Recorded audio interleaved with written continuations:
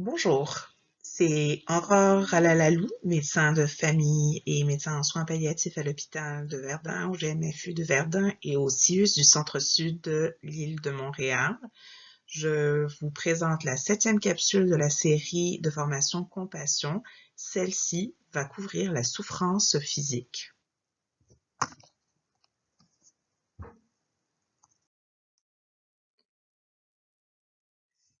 Petit retour sur l'acronyme Compassion. Alors, cette formation va s'adresser au premier S de souffrance physique. Et quand on parle de souffrance physique, on parle essentiellement de 3 symptômes, de la douleur, de la dyspnée et de la fatigue. Alors, quand on parle de douleur, il y a des notions de base qui sont importantes. Alors, c'est un symptôme qui est assez commun chez notre clientèle vulnérable. On a plusieurs types de douleurs. On a des douleurs qui peuvent être aiguës d'apparition soudaine et des douleurs plus chroniques. On a différents sous-types de douleurs. On a des douleurs somatiques, viscérales et neuropathiques. Alors, petit retour sur des notions de base. C'est quoi la différence entre la douleur aiguë et la douleur chronique? Alors, la douleur aiguë, c'est un symptôme d'alarme qui attire notre attention vers une cause aiguë et potentiellement réversible. Advenons que je tombe, que je me fasse mal et que j'ai une fracture, cette douleur-là va me signaler de ne pas bouger pour ne pas déplacer mes os, d'aller chercher de l'aide afin de pouvoir justement avoir le bon traitement et éviter que cette fracture-là ne se complique. Pour traiter une douleur aiguë, il faut en traiter la cause. Donc, s'il y a une fracture, il va falloir mettre un plâtre. Mais en attendant que le problème ne se corrige, il faut soulager la douleur avec les médicaments appropriés. Une douleur chronique, c'est un phénomène qui est très, très différent. C'est une douleur qui n'est plus périphérique, c'est une douleur qui devient centrale, qui se passe au niveau du système nerveux central à cause d'un phénomène de sensibilisation. Qu'est-ce qui arrive? C'est que si j'ai de l'arthrose, par exemple, et que mon arthrose ne va pas en se corrigeant avec le temps, mon genou envoie un message répété à mon cerveau que mon genou est souffrant. Mon cerveau va entendre ce message tellement fréquemment qu'il va créer une mémoire douloureuse, qui va générer un signal douloureux à l'intérieur de la moelle épinière et du cerveau qui va être perpétuel. Et cette douleur-là est beaucoup plus complexe et difficile à soulager car elle ne répond pas toujours au même type de médicaments que pour une douleur aiguë. L'autre chose qu'il faut réviser en termes de douleur, c'est que les douleurs vont être différentes selon la cause ou plutôt selon l'origine de cette douleur. Alors, on a des douleurs somatiques et viscérales dites nociceptives.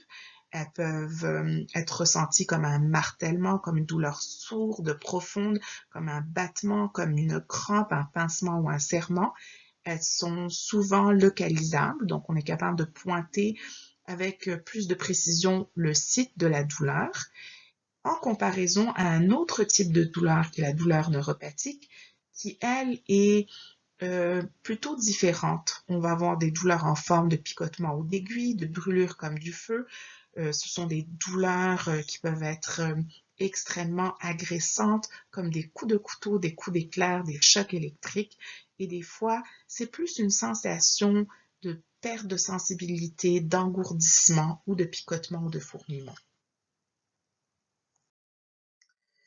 Alors, juste pour illustrer ce que je viens de discuter, différents types de douleurs, douleurs aiguës, douleurs chroniques, différentes origines de la douleur. Alors, quelles en sont les causes et les exemples?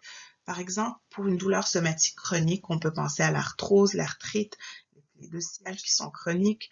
La douleur est vraiment localisée au site de l'arthrose ou de l'arthrite ou de la plaie. La douleur va être constante et va des fois augmenter selon la mobilisation, etc. Par contre, par exemple, une douleur neuropathique chronique, on va parler d'une sténospinale, d'une hernie discale avec compression d'un nerf, d'une neuropathie diabétique, d'une douleur post-zona.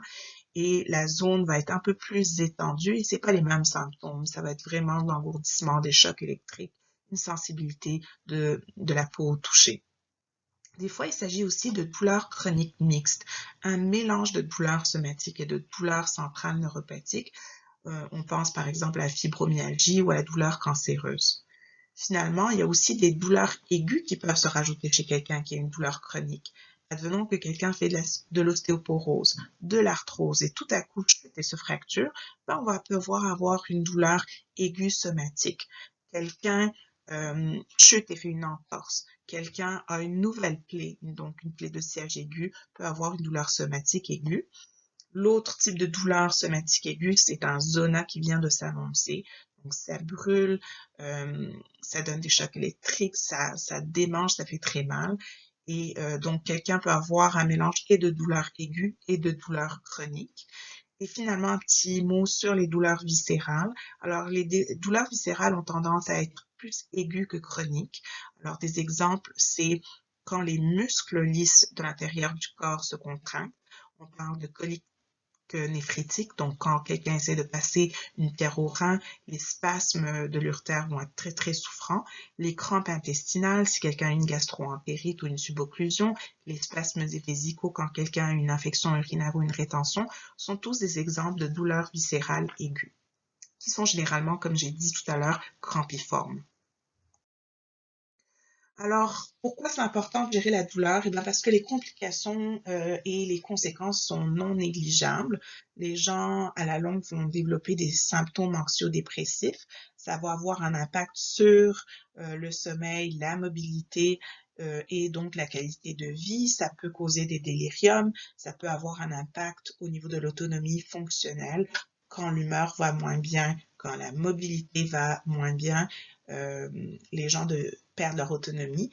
Et l'autre chose, c'est que les douleurs non soulagées adéquatement vont augmenter la mortalité par une combinaison des facteurs décrits ci haut.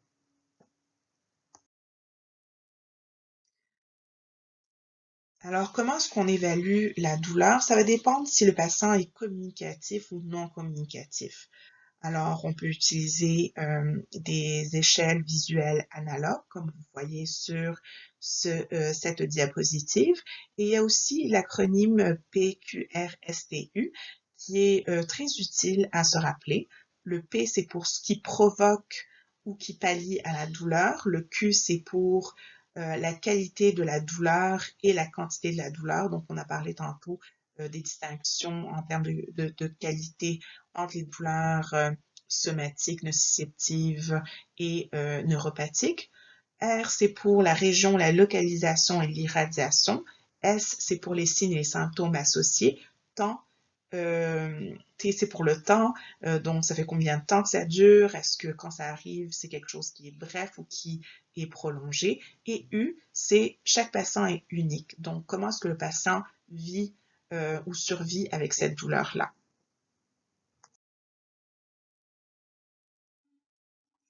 Pour le patient non communicatif, l'évaluation de la douleur peut être un peu plus complexe et donc il y a d'excellents outils. Je vous recommande le Doloplus. Il y a d'ailleurs des applications que vous pouvez télécharger pour votre téléphone intelligent et aussi l'AlgoPlus. C'est vraiment des outils qui vont évaluer le retentissement de la douleur sur les fonctions somatiques, psychomotrices et psychosociales chez les patients qui ne sont pas capables de communiquer.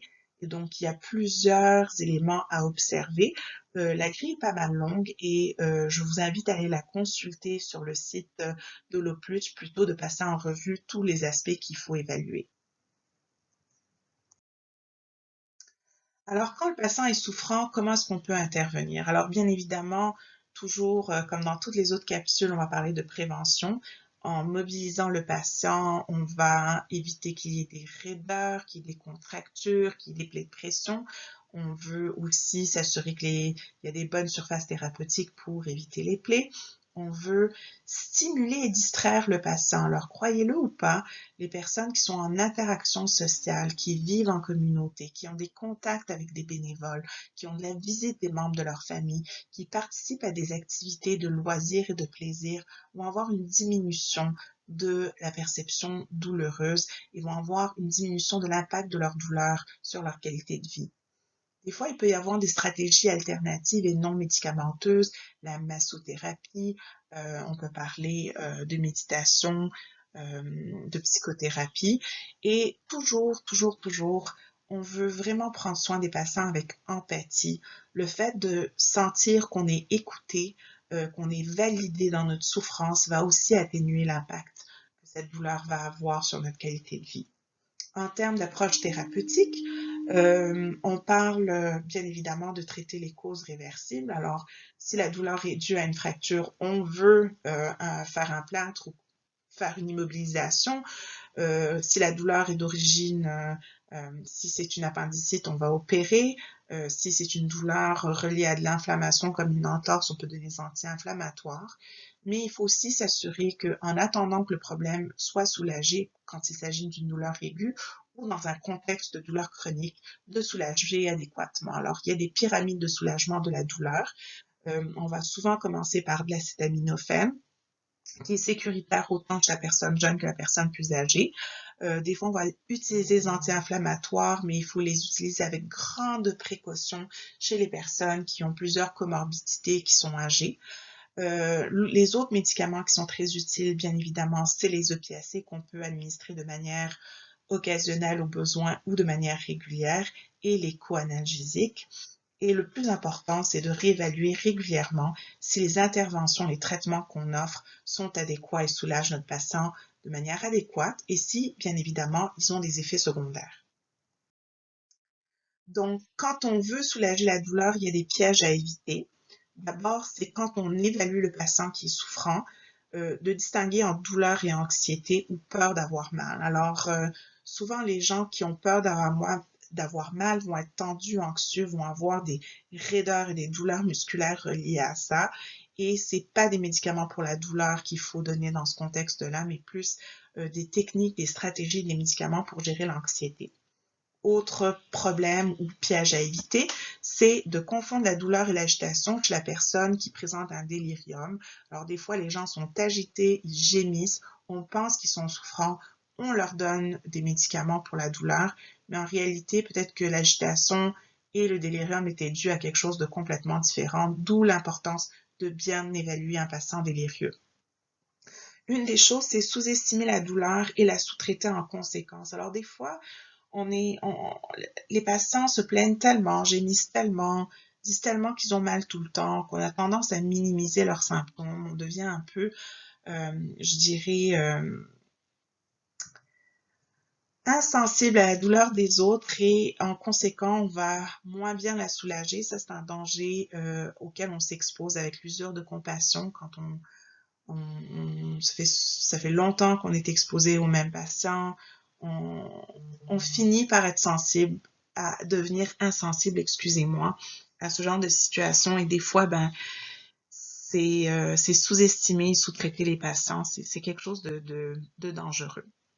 L'autre extrême, c'est surtraiter la douleur et causer du tort aux patients parce qu'on les surdose avec les médicaments et on leur cause beaucoup d'effets secondaires. Alors, des fois, je vois que les personnes en soins palliatifs veulent tellement être attentionnées qu'ils vont donner des médicaments au cas où.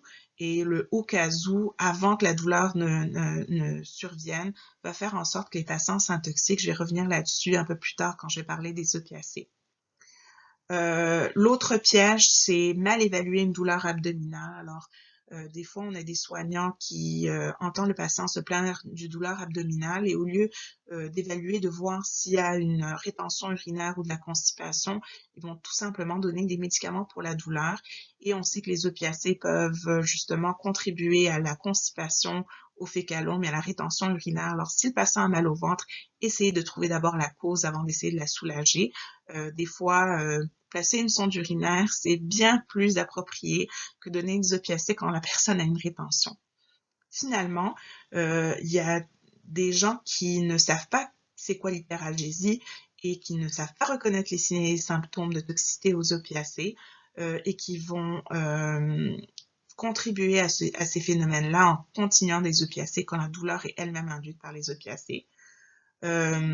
Et le dernier petit mot, et je vais revenir là-dessus sur une autre diapositive sur l'opiophobie. Des fois, que ce soit le patient ou le soignant, on a peur des opiacés et donc on ne soulage pas les patients de manière adéquate à cause de cela. Un petit mot sur la gestion de la douleur et l'opiophobie. Alors, quand on regarde un peu les croyances populaires, quand on voit ce qui circule dans les médias, on réalise que plusieurs personnes ont peur des opiacés parce qu'on entend des histoires de surdosage, de dépendance, de, de décès par intoxication involontaire, etc. Et donc, souvent, les patients, les familles et même certains soignants ont peur d'utiliser des opiacés. Et les inquiétudes sont généralement axées sur trois choses. Alors, la peur des effets secondaires de la toxicité, la peur de développer une dépendance ou une tolérance. Et certains soignants ont peur, et même certaines familles ont peur que en donnant des opiacés, on va précipiter la mort. Bien évidemment, c'est un mythe. Ça vient un peu de l'histoire de l'utilisation des opiacés qui, dans l'ancien temps, étaient réservés aux mourants. Et donc, les personnes qui étaient en fin de vie avaient finalement le droit d'être soulagées, d'avoir de la morphine. Et souvent, ils décédaient dans les heures ou les jours qui suivaient. Donc, l'utilisation de la morphine était associée à la mort fine, beau jeu de mots. Mais ce que les gens réalisent pas, c'est que avec ou sans opiacés, les gens seraient morts. Ils seraient juste morts dans d'atroces souffrances au lieu d'être adéquatement soulagés. Donc, les opiacés ne causent pas le décès. Prenons le temps alors de mieux comprendre les opiacés, de connaître leurs avantages et leurs inconvénients pour les utiliser de manière appropriée et judicieuse. Alors, pourquoi on utilise des opiacés? Bien évidemment, parce qu'ils sont très utiles et très efficaces pour gérer les douleurs modérées à sévères. Quand on les prescrit de manière adéquate, au bon dosage pour la bonne personne, ils sont très sécuritaires. Et l'autre avantage, c'est que quand les personnes sont dysphagiques, quand les personnes sont en fin de vie, ces médicaments-là sont accessibles par différentes voies. Alors, bien sûr, il y a la voie péros, mais on a aussi la voie sous-cutanée, la voie sublinguale, la voie topique. On peut les donner par une stomie ou de manière intrarectale. Et quand quelqu'un est au pris avec une douleur chronique, l'avantage, c'est qu'on a aussi des formulations qui sont plus à longue action, qui vont durer 12 heures de temps ou même 24 heures de temps. On a des courtes actions, on peut donner ces médicaments-là par perfusion ou par patch. Alors, c'est quoi les inconvénients ou c'est quoi les risques? C'est sûr qu'il y a des risques d'effets secondaires et de toxicité s'ils sont mal prescrits et mal administrés. On vient de parler de l'opiophobie, donc c'est sûr que c'est difficile de soulager quelqu'un avec un opiacé quand il refuse de le prendre parce qu'il a peur de le prendre. C'est pas toujours évident aussi d'administrer les opiacés. Des fois, on a des délais à cause de l'accès limité. Les médicaments sont sous clé. Il faut aller chercher la clé de la boîte à narco. Et quand certaines personnes ont des problèmes, notamment l'insuffisance rénale, on peut développer des effets secondaires de la toxicité plus rapidement. Et c'est sûr qu'il y a un risque de tolérance et c'est sûr qu'il y a un risque de dépendance, mais celui-là est pas mal limité et mitigé quand on utilise les opiacés dans le bon contexte et qu'on le fait de manière encadrée et sécuritaire.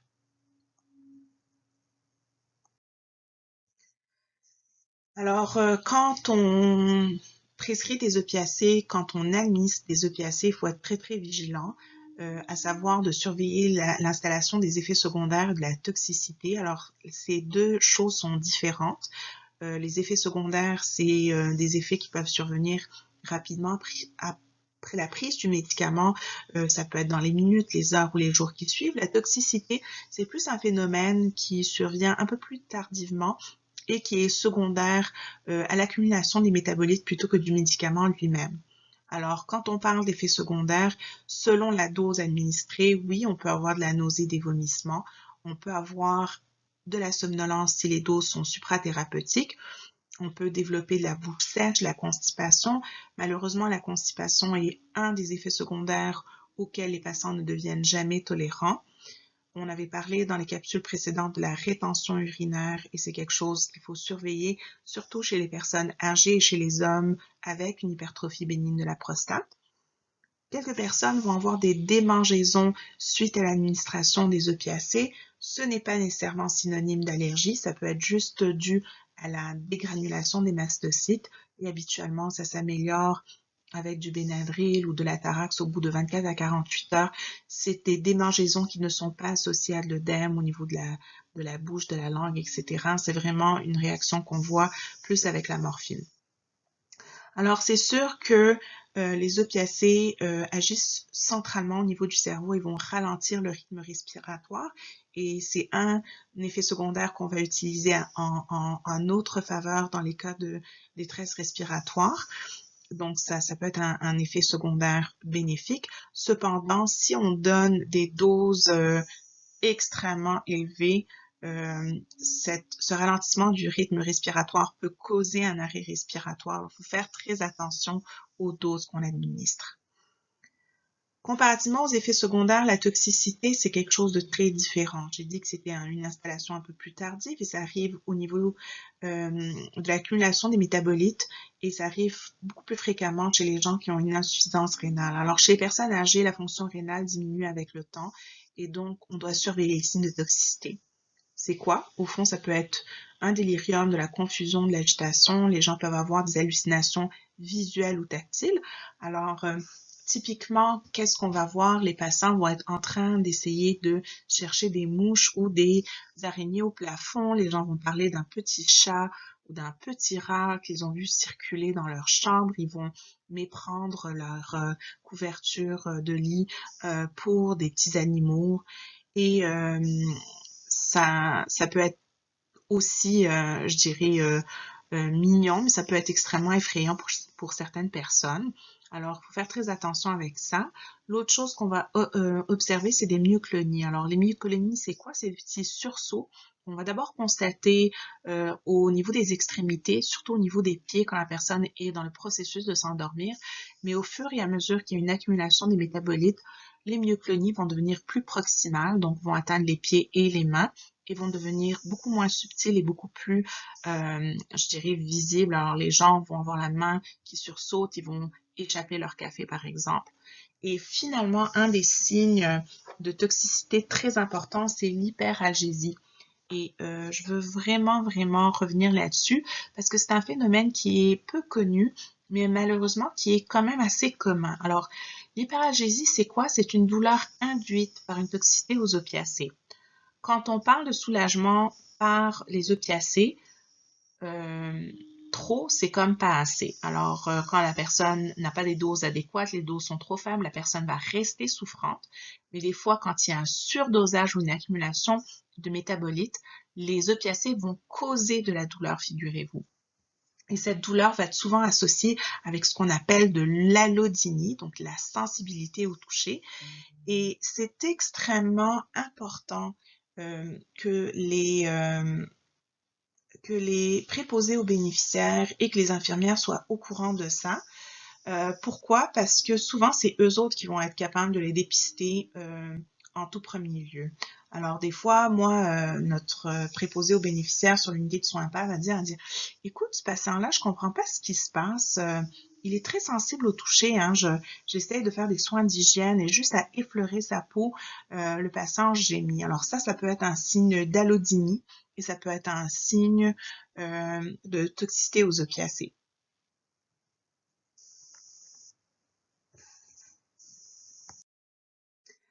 Alors, pour revenir à notre belle conclusion et clôturer notre présentation sur la douleur, je veux revenir sur le fait qu'il est important de bien évaluer la douleur et utiliser les outils nécessaires pour le faire. Il est important de l'évaluer et de bien la soulager sans tomber dans les pièges de l'évaluation et de la gestion de la douleur. On veut la soulager en utilisant les médicaments de manière judicieuse et on veut bien évidemment continuer à travailler en interdisciplinarité pour s'assurer que tout le monde fait sa part dans l'évaluation et le traitement de la douleur. Maintenant qu'on a fini de parler de la douleur, je veux passer à un sujet tout aussi important qui est la dyspnée. Alors, la dyspnée, en termes simples, c'est la difficulté respiratoire. Alors, les notions de base sont que c'est une sensation de gêne respiratoire ou d'essoufflement. C'est ce que les patients vont nous reporter. Des fois, cet essoufflement va être associé à une oppression thoracique, comme vous pouvez voir sur les images qui suivent. Les patients ont parfois le sentiment d'étouffer ou de manquer d'air. L'essoufflement peut survenir vraiment au repos. Ça veut dire que c'est quand même un essoufflement assez grave et de manière beaucoup plus commune à l'effort. Et l'essoufflement peut apparaître de manière soudaine et brusque ou ça peut être d'apparition progressive et chronique.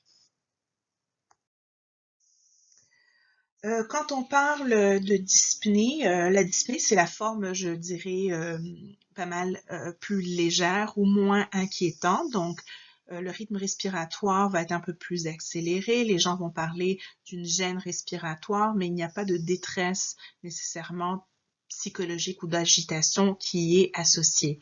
Souvent, une dyspnée va s'améliorer avec du repos, avec des traitements standards. Si la personne utilise par exemple des pompes, va être plus essoufflé à l'effort, va se reposer, ça va aller mieux, utiliser les pompes, ça va aller encore mieux. Et souvent, il y a une cause qui est réversible et qui va être traitable. La détresse respiratoire, c'est l'extrême dyspnée. C'est généralement un rythme respiratoire très accéléré, au-delà de 24 par minute. Il y a souvent une détresse psychologique associée, donc il y a beaucoup d'anxiété et d'agitation qui s'installe. Ça ne va pas s'améliorer nécessairement avec le repos des traitements standards et souvent, ça va nécessiter un protocole de détresse respiratoire. Ça peut être aussi annonciateur d'une fin de vie imminente. Donc, plusieurs causes qui pourraient expliquer une dyspnée. Alors, bien évidemment, quand on a de la misère à respirer, ça peut être à cause de causes pulmonaires. Alors, des causes plus chroniques, c'est l'asthme, la maladie pulmonaire obstructive chronique, qui peut être liée au tabac, par exemple. Mais il pourrait y avoir des causes beaucoup plus aiguës, comme des embolies pulmonaires, un affaissement du poumon qu'on appelle une atélectasie. On peut avoir des épanchements pleuraux, ça veut dire du liquide autour des poumons. Des causes moins fréquentes, mais qui peuvent aussi survenir. C'est une fibrose pulmonaire chez certaines personnes. Et pour moi qui fais des soins palliatifs reliés au cancer, bien évidemment, il y a les cancers et les métastases pulmonaires. Les difficultés respiratoires peuvent être dues à d'autres problèmes, comme des problèmes cardiaques. Alors, de manière aiguë, un infarctus peut causer de l'essoufflement, une insuffisance cardiaque décompensée, une arythmie rapide peut causer de l'œdème pulmonaire et donc de l'essoufflement. On peut aussi avoir des causes infectieuses, bien évidemment, une infection pulmonaire va donner une gêne respiratoire, mais des fois un sepsis, donc une infection sévère qui peut avoir même une origine ailleurs, comme une infection urinaire, peut donner une respiration plus rapide et plus laborieuse. Il y a des causes métaboliques comme l'acidose métabolique, l'urémie. Aussi, on voit quelque chose s'installer tranquillement. J'ai fait toute une formation sur la fin de vie, mais la dyspnée est quelque chose qu'on peut voir en fin de vie. Finalement, des choses qui n'ont rien à voir avec les poumons ou les autres organes, mais plus avec le coco. Les gens qui sont anxieux ou qui sont en souffrance peuvent avoir des crises d'anxiété qui se manifestent par une respiration plus rapide et une sensation d'oppression. Finalement, d'autres types de difficultés respiratoires, c'est celles qui sont dues à ce qu'on appelle un syndrome restrictif. Ça veut dire que le diaphragme a de la difficulté à se contracter bas, à prendre des grandes respirations. On voit ça dans les contextes d'obésité, des fois quand il y a de l'acide dans le ventre, donc une accumulation de liquide dans les cancers, dans la cirrhose, qui fait que la personne a une respiration qui est pas mal plus courte et superficielle. Finalement, une cause fréquente de dyspnée, surtout de dyspnée à l'effort, c'est le déconditionnement. Alors, quelqu'un qui marche pas beaucoup va être beaucoup plus essoufflé à la marche que quelqu'un qui est plus athlétique et plus sportif. Donc, quelqu'un qui reste au fond de son lit et qui va tout à coup se mettre à se mobiliser va trouver cet effort un peu plus intense et l'essoufflement à l'effort va se manifester dans ce contexte-là. Alors, les conséquences, encore là, sont importantes. Quelqu'un qui est plus essoufflé va devenir plus anxieux, plus agité. Les personnes qui vont avoir de la gêne respiratoire vont essayer d'éviter les activités qui vont engendrer cette gêne respiratoire et du coup, ça peut avoir un impact sur la mobilité et comme j'ai dit, ça va causer plus de déconditionnement. Il y a une atteinte au niveau de la qualité de vie et quand la dyspnée est due à une cause irréversible, ça peut être annonciateur d'une fin de vie proche. Alors, comment est-ce qu'on évalue ça? Évidemment, il y a un questionnaire. On peut utiliser l'échelle de Borg, qui est une échelle de sévérité. On n'a aucun essoufflement versus un à 0 ou 10 sur 10 qui est un essoufflement maximal. Au questionnaire, on veut vérifier c'est quoi les facteurs qui sont déclencheurs. Est-ce qu'il y a d'autres symptômes associés qui peuvent être indicateurs de la cause? Donc, une toux, des crachats, des douleurs thoraciques. De l'orthopnée, ça veut dire une difficulté à respirer en position allongée. Est-ce qu'il y a présence d'œdème? Est-ce que la personne a des symptômes d'infection comme de la fièvre, des frissons, de la toux? Est-ce qu'il y a eu des contacts infectieux? Évidemment, on veut faire une évaluation physique et objective. On veut s'assurer d'avoir les signes vitaux, incluant la température, le rythme respiratoire et la saturation.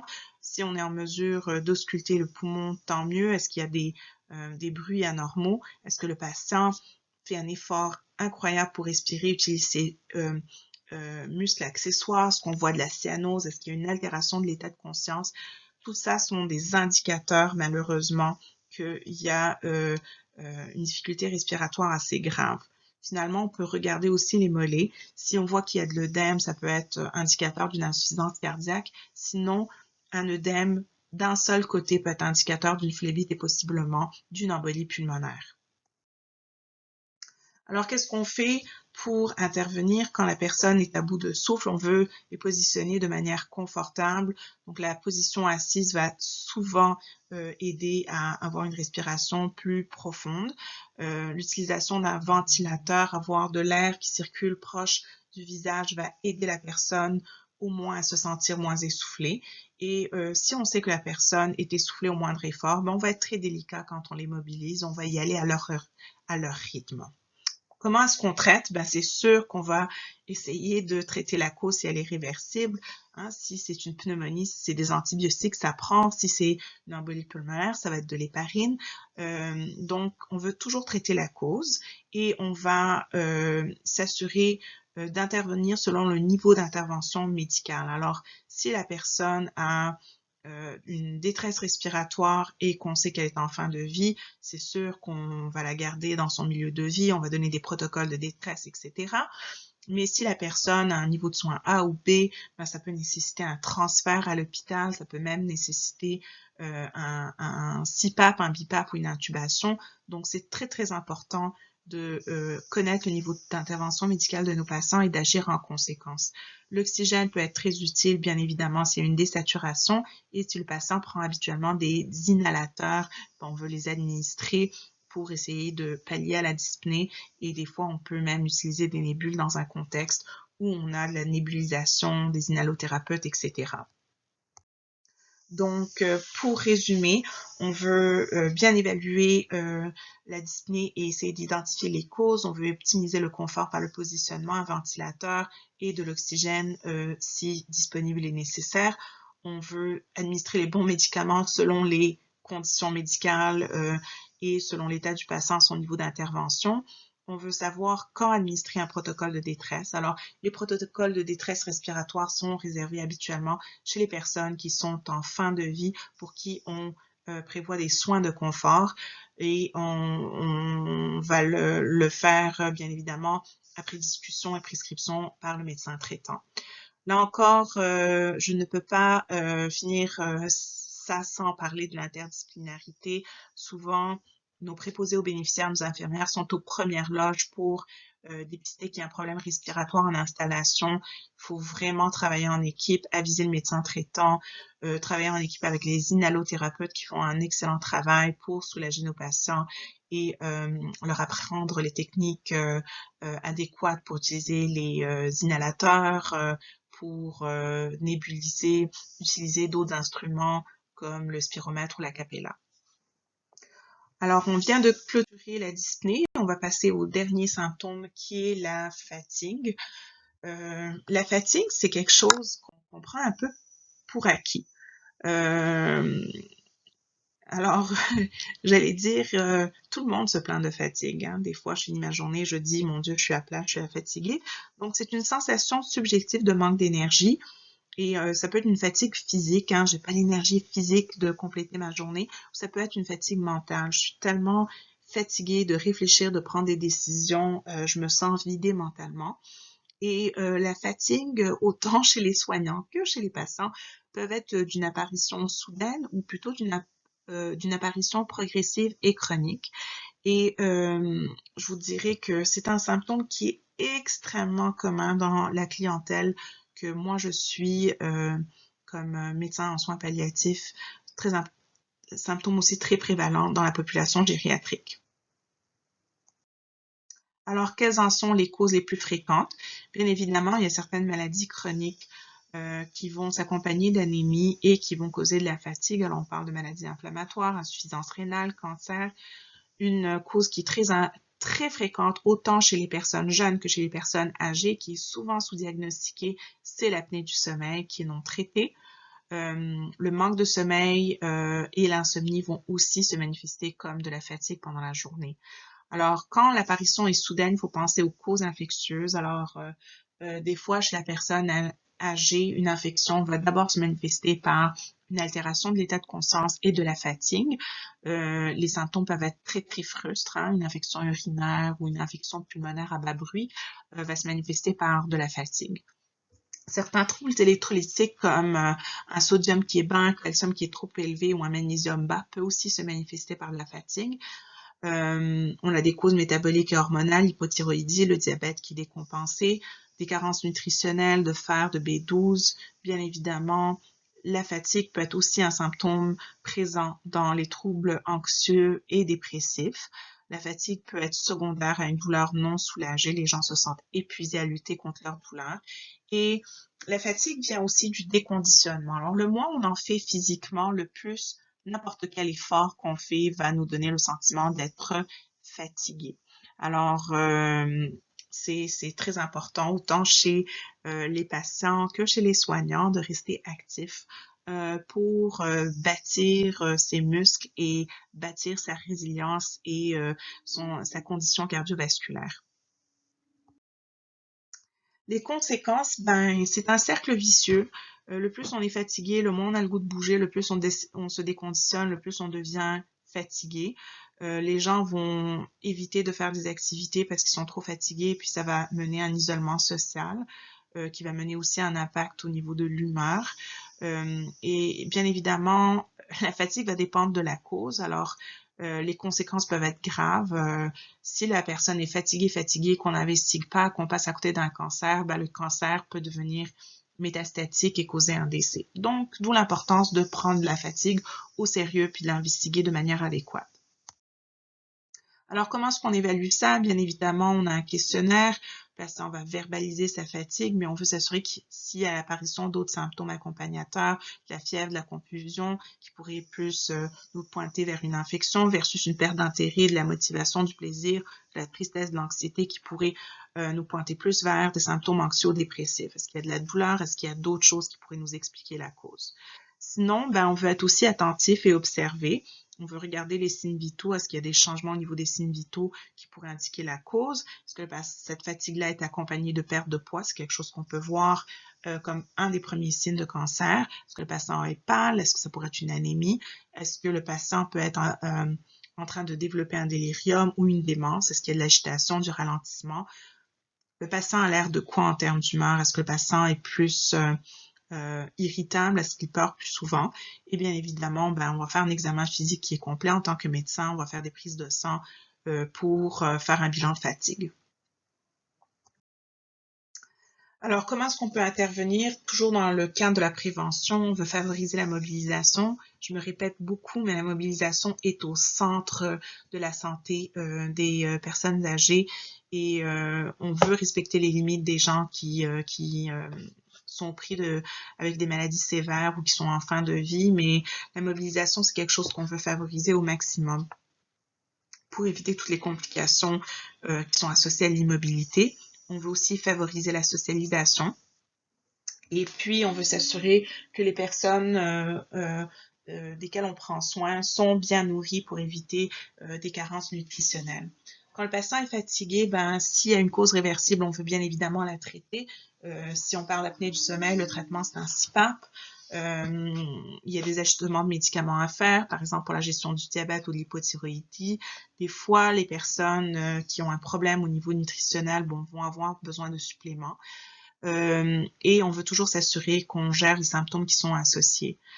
Je dis toujours aux patients, il n'y a pas de baguette magique, il n'y a pas de traitement magique pour la fatigue. Alors, des fois, il faut apprendre à vivre avec et la distraction, la méditation, la thérapie par l'acceptation et l'engagement sont des bonnes manières d'apprendre à vivre avec la fatigue, surtout si elle est chronique.